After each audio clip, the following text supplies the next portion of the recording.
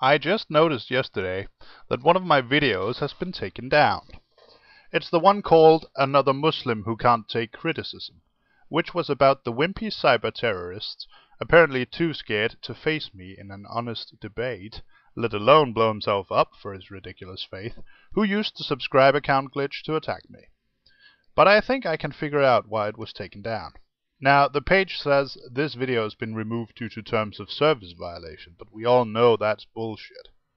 No, it's been removed because in the middle of the video, smack dab in the middle actually, I took the liberty of calling Islam stupid, hateful, bigoted, simple-minded, and barbaric, and calling Mohammed a murdering, looting, illiterate, power-mad, child-molesting rapist excuse for a prophet.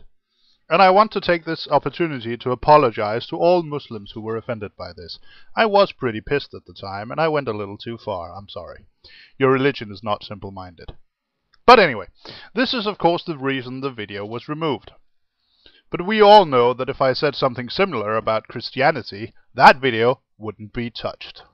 So what I'm wondering at this point is, who within the YouTube administration is it that is so terrified of being bombed to smithereens or getting anthrax in the mail or whatever, that they have to accord special treatment to Muslims? Why only Muslims? Tell me, why is Allah the only God who is such a damn pussy that he can't handle a little criticism? I mean, seriously. I know this is kind of rude, but am I the only one who gets the feeling that Mohammed must have had a really tiny penis?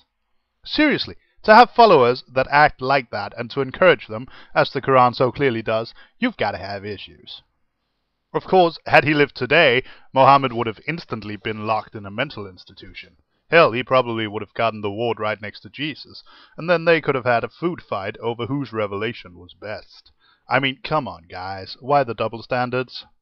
It seems that everyone takes the eternal Muslim whimpering seriously. Every time I see a Muslim talk about this, or hear a Muslim talk about this rather, I'm reminded of the peasants in Monty Python's The Holy Grail.